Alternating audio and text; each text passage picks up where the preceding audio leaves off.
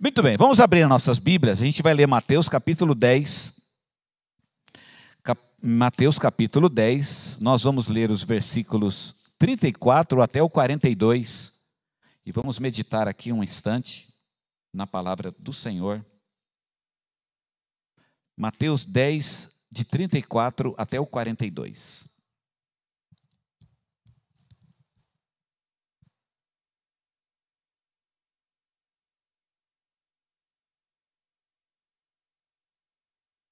Vamos lá?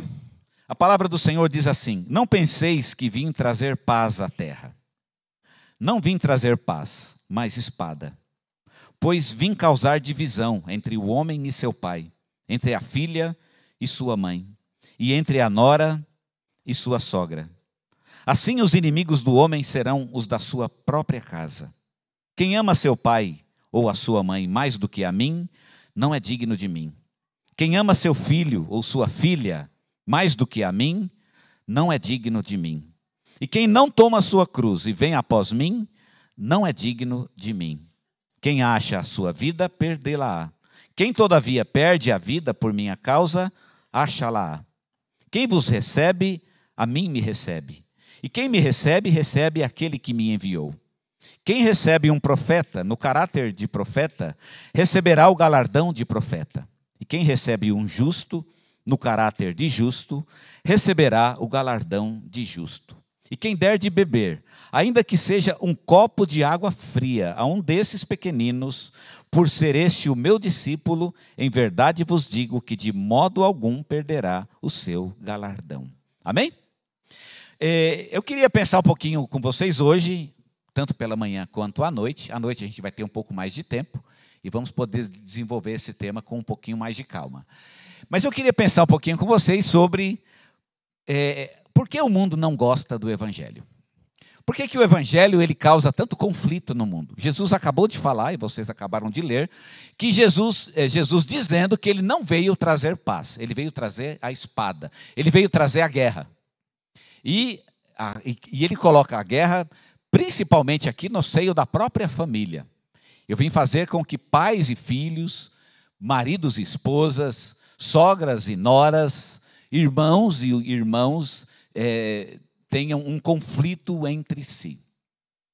Por que será que o mundo não gosta? Quando o evangelho cai no mundo, há esse efeito, né? Um efeito de causar uma certa dissensão, uma certa divisão nas pessoas, nas sociedades, nos grupos sociais. Por quê? Porque o mundo não gosta do evangelho. Eu acho que falar que o mundo não gosta, talvez você até pudesse discordar de mim. Não é que o mundo não gosta, né? Talvez não é que o mundo não goste, ou que o mundo odeie o evangelho. Eu acho que o mundo não gosta. Mas talvez uma sociedade como o Brasil, e de fato há sociedades que odeiam mesmo o evangelho. Talvez o Brasil não odeie o evangelho. Mas o Brasil também não gosta do evangelho. O Brasil sequer, e as sociedades ocidentais, sequer elas pensam na possibilidade de que o evangelho possa ser um meio de vida, ou possa ser um sistema de vida, um sistema de gerenciamento, por exemplo, de política, de economia. O evangelho está longe disso e nunca, como nunca foi, nunca há de ser uma forma que as pessoas sequer vão pensar que ele possa orientar as relações sociais. Eu acho que o mundo deve pensar que o evangelho, ele é tipo assim uma coisa, bom seria se fosse verdade. Né? Eu acho que é mais ou menos, eu acho que eu poderia pensar assim. Seria muito bom se fosse verdade. Mas, na verdade, ninguém leva muito a sério. É muito mais um sonho. Como a democracia, por exemplo. A democracia é mais ou menos assim, né? O pensamento ocidental e oriental, inclusive, nunca viu a democracia como uma coisa realmente factível, né? Algo que realmente pudesse ser implantado de fato. O evangelho é mais ou menos assim. O evangelho é algo que o mundo vê como uma coisa que seria muito bom se fosse verdade. Essa história de as pessoas serem irmãos e viverem na paz e no amor, era muito bom, mas na verdade isso não acontece. Então, na hora do vamos ver, o evangelho não funciona. Ele é muito mais um ideal inatingível do que algo que realmente pudesse ser vivido na prática. Eu creio que as únicas pessoas que vivem o evangelho na prática, ou que pelo menos tentam colocar o evangelho na prática do seu dia a dia, somos nós, os cristãos. A nossa igreja tenta fazer isso, né? Viver a mensagem do amor de Cristo, mas o mundo não acha que... É muito bonito, mas na prática não funciona. Na hora do vamos ver, o que vai funcionar realmente é o que a gente tem por aí, não é? Como a Rússia e a Ucrânia, por exemplo. Na hora do vamos ver, o que funciona é aquilo que tem que ser feito. E o que é que tem que ser feito? É aquilo que as relações humanas exigem que seja feito. Por exemplo, a guerra. O evangelho, portanto, ele é um problema, de fato, para a nossa sociedade. O mundo não pensa na possibilidade de que o evangelho possa ser implantado como uma norma nas relações sociais. Por quê? O texto que nós acabamos de ler fala a respeito de Jesus. Depois de um período de intensa atividade, Jesus ele percebeu que o trabalho era muito e ele não poderia fazer tudo sozinho. Então ele chamou 12 dos seus discípulos e começou a dar a eles orientações sobre como eles deveriam trabalhar nas cidades aonde ele haveria de passar. Então ele mandou os seus discípulos para antecipar a sua chegada. E aí ele disse para os discípulos o que eles deveriam fazer, o que eles deveriam esperar. E os discípulos então saíram e Jesus fez um discurso a eles, né? O que vocês podem esperar quando vocês saírem pelas aldeias e pelas vilas, preparando então a minha chegada? Jesus, entre outras coisas, né, ele disse muitas coisas, mas uma das coisas que Jesus disse foi que os discípulos encontrariam oposição. Ele chegou a dizer, neste mesmo discurso, nós não lemos, mas ele disse isso um pouquinho antes, que ele enviaria os seus discípulos como ovelhas para o meio de lobos.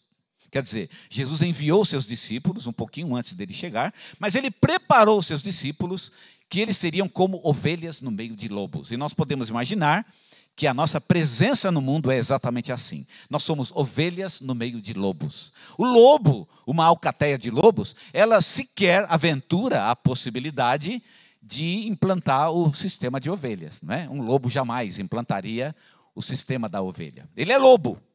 E é essa a nossa presença no mundo. Nós estamos falando de missões. E quando falamos de missões, essa é a questão missionária. Por que o evangelho é tão problemático? Todo mundo acha bonito, mas quando você vai lá pregar, ninguém quer. Quer ouvir então? Não. Quando fala, quer aceitar? Menos ainda. Ninguém sequer pensa na ideia de aceitar o evangelho como sua própria norma de vida. Por quê? O texto de Mateus, esse discurso que Jesus fez, preparando os discípulos para a dificuldade da missão, ele é diferente em Mateus do que é nos outros evangelhos. O evangelho de João, ele não cita esse texto, mas Marcos e Lucas, eles citam esse discurso, eles contam a história do discurso. Mas é interessante as diferenças entre Mateus, Marcos e Lucas. O evangelho de Marcos... No Evangelho de Marcos, esse discurso, ele tem 7 versículos. No Evangelho de Lucas, ele tem 6 versículos. E no Evangelho de Mateus, ele tem 42 versículos. Vocês podem ver que Mateus ele deu um destaque muito especial para o discurso de Jesus. Os outros evangelhos, eles enfocam muito mais o trabalho dos discípulos. O Evangelho de Mateus...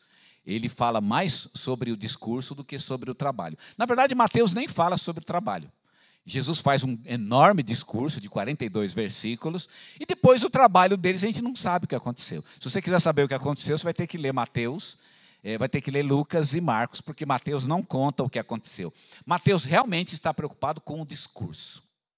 O tema de Mateus é diferente de Lucas e de Marcos. Os outros falam sobre a própria pregação e o trabalho que eles vão desempenhar. E Mateus está concentrado especificamente na reação das pessoas, principalmente na reação negativa das pessoas. Mateus, o tema de Mateus é esse: as pessoas não querem ouvir a mensagem e por isso vocês podem esperar uma resposta negativa. Esperem rejeição. Então, de modo geral, Mateus, ele quer falar, a mensagem de Mateus é essa: o mundo vai rejeitar o evangelho. O discurso, que começa ali no versículo 5, ele fica 5 versículos falando sobre algumas orientações preliminares, do 5 ao 10, e depois ele vai falar da reação negativa das pessoas até o versículo 42. O texto que nós acabamos de ler, Jesus mostra então nesse texto que o evangelho ele é um problema. No mundo, o evangelho é um grande problema. E as pessoas vão ter muita dificuldade de aceitar esse evangelho. Vai causar conflitos. Por quê? Porque o evangelho causa conflito. É muito difícil, né, a gente entender aqui o porquê. Jesus não entra muito nos detalhes do porquê, mas ele nos dá algumas pistas. Primeiro, o evangelho causa conflito por sua própria natureza. Jesus fala da natureza do evangelho nos versículos 34 a 36. Não penseis que vim trazer paz à terra. Não vim trazer paz, mas espada. Pois vim causar divisão entre o homem e seu pai, entre a filha e sua mãe, entre a nora e sua sogra, e assim os inimigos do homem serão os da sua própria casa. Portanto, por sua própria natureza, o evangelho deve causar divisão, e deve causar divisão entre aqueles que são mais queridos. A própria família. A família é o ambiente da paz, né? É o ambiente do amor. Pois muito bem, o evangelho ele vai causar divisão naquilo que deveria ser, inclusive, o próprio solo fértil. Porque o mundo vai falar por aí que o evangelho é uma mensagem de amor, é uma mensagem de paz. Eu acho um pouco discutível que o evangelho seja, de fato, uma mensagem de amor e de paz, ainda mais que eu acabei de ler esse texto, não é? Mas, de fato, o evangelho vai dar problema. E vai dar problema exatamente no ambiente onde ele poderia ser melhor aplicado, que é o ambiente de amor, o ambiente familiar. Jesus está dizendo, isso não vai acontecer. Quando o evangelho cair no meio de uma família, ele vai causar divisão na família. É a natureza do evangelho, é a própria natureza dele. Eu não quero entrar nessa questão da natureza hoje, mas quero falar sobre isso hoje à noite. Qual é exatamente a essência do evangelho que torna ele tão indigesto para a nossa sociedade? Mas quero continuar aqui mostrando para vocês essa oposição entre o mundo e o evangelho.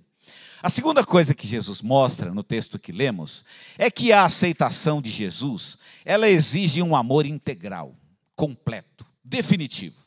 E, portanto, a fidelidade a Jesus é maior do que a fidelidade às pessoas, principalmente ou, acima de tudo, as pessoas que são mais queridas para nós. E ele disse isso no verso 37. Ele fala, quem ama seu pai e sua mãe mais do que a mim, não é digno de mim. Quem ama a seu filho e sua filha mais do que a mim, não é digno de mim. Quando o evangelho cai no meio de uma família, ele automaticamente ele vai exigir um compromisso das pessoas dessa família, maior ainda do que a própria família. Isso pode não ser uma boa notícia para alguém carente, né? Eu quero que meu pai me ame acima de todos os outros, acima até do que o próprio Jesus. Infelizmente, uma pessoa como essa não vai ver o evangelho com bons olhos, porque ele vai exigir um amor maior do que a um filho, maior do que a uma esposa, maior do que a um marido. Não sei se é uma boa notícia para vocês, mas é assim que o evangelho, é isso que o evangelho exige. Fidelidade a Jesus maior do que a fidelidade à família. Percebem porque isso pode causar? Nós temos aqui no mínimo isso é problemático, né? No mínimo isso pode causar um problema na família. A terceira coisa que Jesus mostra é que a aceitação de Jesus exige uma renúncia completa. Inclusive e principalmente a renúncia da própria vida. E ele fala isso no versículo 37. Ele diz, quem ama, aliás, o versículo 38, quem não toma a sua cruz e vem após mim, não é digno de mim. Quem acha a sua vida, perdê-la-á. Todavia, quem perde a vida por minha causa, achá-la. Jesus está dizendo que o evangelho exige um amor maior até do que o amor que eu tenho à minha própria vida. Eu acho que poucas coisas, né? Se tem alguma coisa nesse mundo que eu ame mais do que a minha vida, eu acho muito difícil. Eu acho que eu amo a minha vida, muito. Né? Tanto que é por isso que a gente vai no médico, a gente faz exercício, a gente se alimenta, porque a gente quer ter a vida. A gente quer mantê-la e mantê-la com qualidade. Não é verdade? Pois muito bem, o evangelho, quando cai no coração, ele exige um amor maior até do que o amor que eu tenho pela minha própria vida. Vocês percebem por que isso é problemático? É uma exigência muito grande.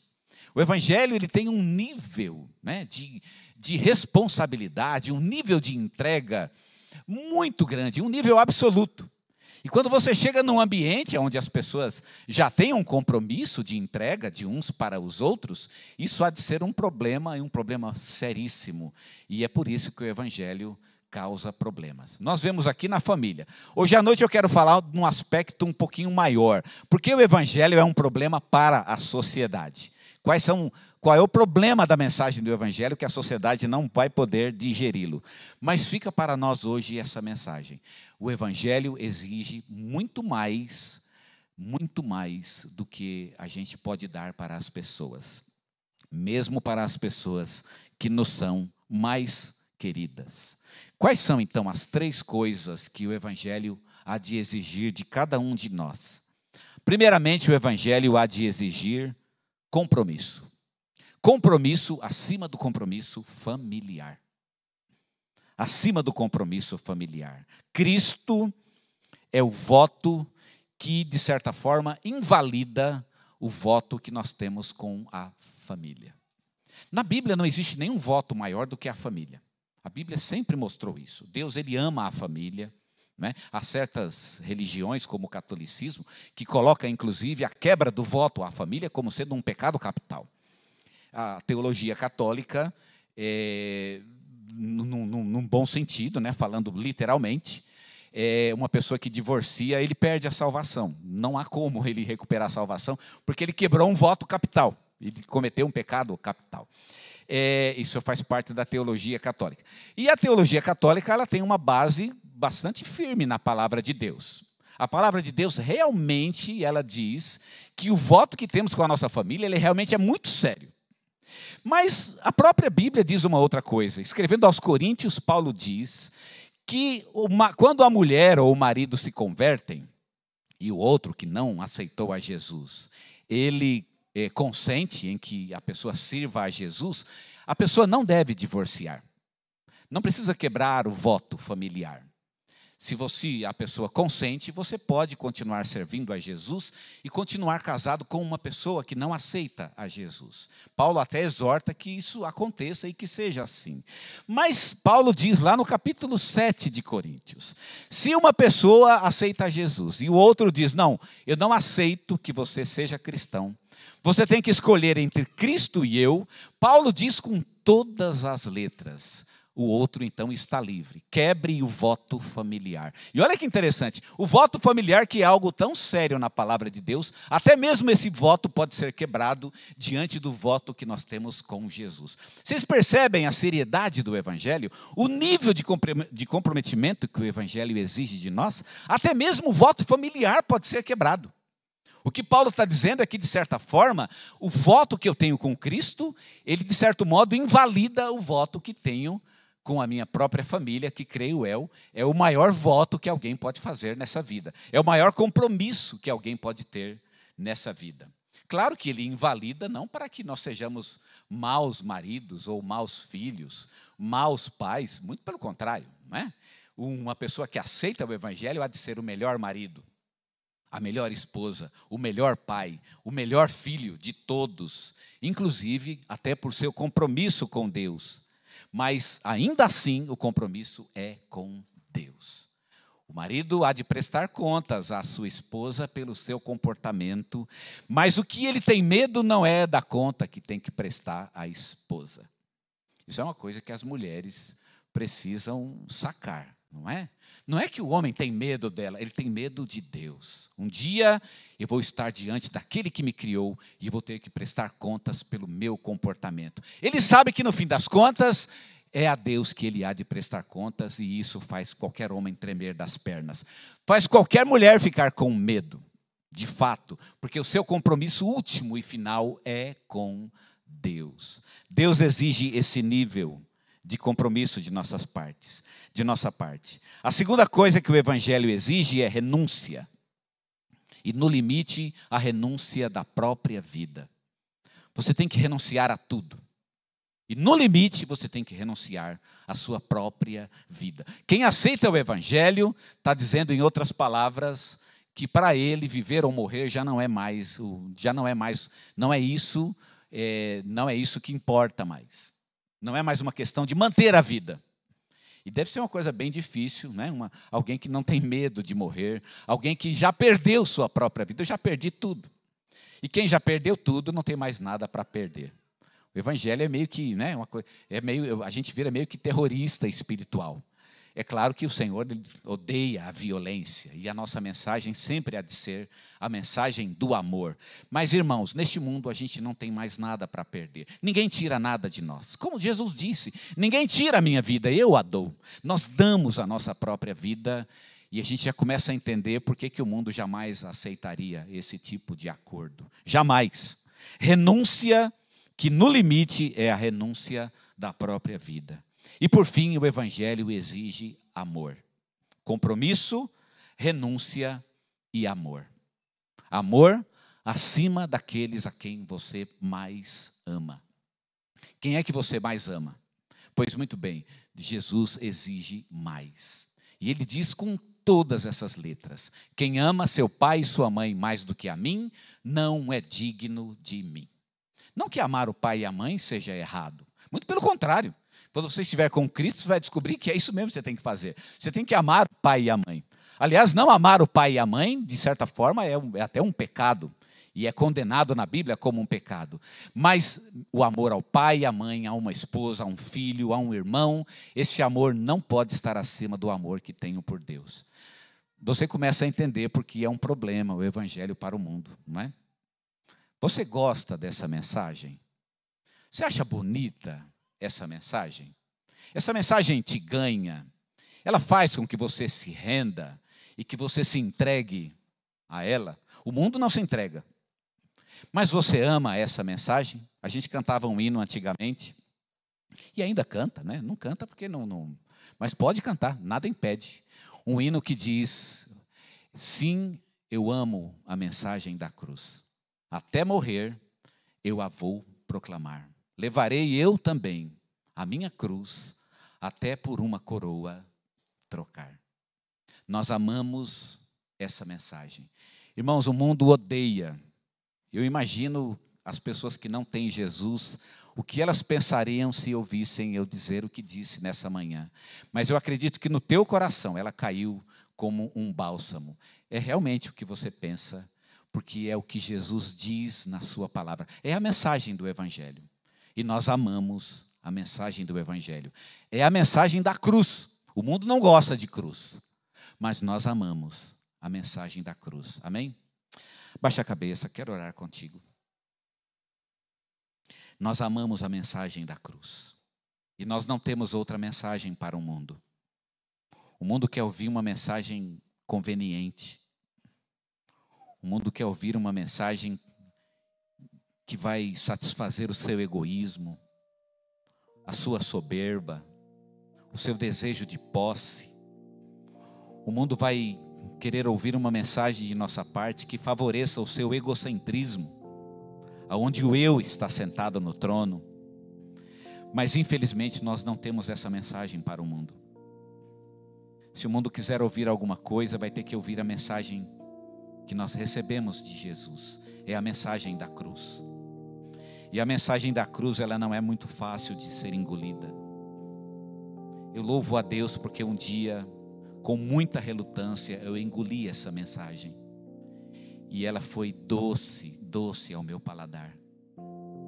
Talvez ela tenha sido amarga aos meus ouvidos, mas Deus sabe o quanto ela é querida hoje. O quanto ela é o significado da minha vida e da vida de todos aqueles que têm a Cristo como Senhor de suas vidas. Viver para Cristo acima de tudo. Fazê-lo Senhor acima de tudo. Amá-lo acima de tudo. Comprometer-se com Ele acima de tudo. Acima até daquilo que você teria um maior compromisso nessa vida, que é a sua própria família. Pois muito bem, o Evangelho prega o compromisso acima da própria família.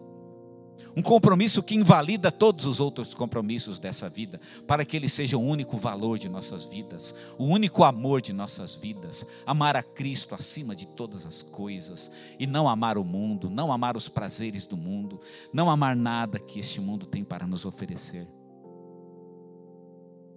Você está preparado para esse Evangelho? Agora você sabe por que o mundo não aceita o Evangelho. Porque o mundo não gosta do Evangelho. Mas você ama essa mensagem. Aquilo que o mundo odeia é o que nós amamos. Aquilo que o mundo rejeita é o que aceitamos. Aquilo que o mundo evita é o que buscamos todos os dias. É o que queremos para a nossa vida.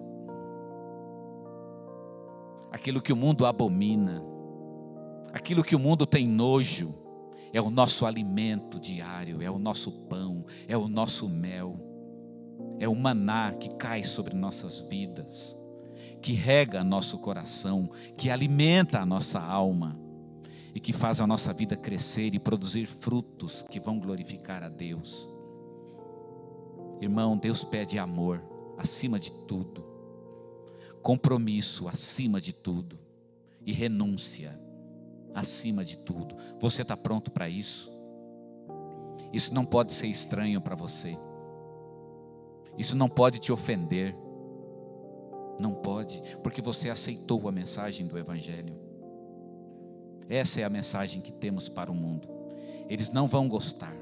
Paulo disse aos Coríntios: a palavra da cruz é loucura para aqueles que perecem, mas para aqueles que são salvos, ela é o poder de Deus. Irmãos, esse é o poder de Deus sobre nossas vidas. Vamos viver o Evangelho. E quando anunciarmos e falarmos às pessoas, nós não temos outro Evangelho. Esse é o Evangelho que elas precisam ouvir.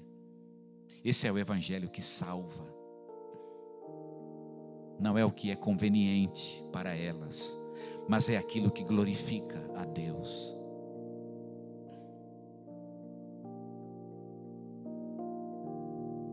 Ame o Evangelho e viva o Evangelho. Tem alguma coisa que você ainda ama mais do que a Jesus? Tem algo que você se compromete mais do que a Jesus? Então, conserta isso hoje. Senhor, olha para o nosso coração então, Senhor. Será que tem alguma coisa que amamos mais do que ao Senhor?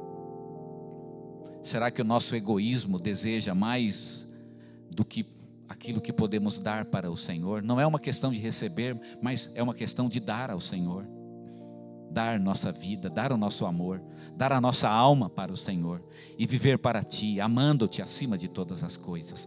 Pai, eu quero isso para a minha vida, Senhor. Eu quero viver assim. Minha família não precisa ter medo disso.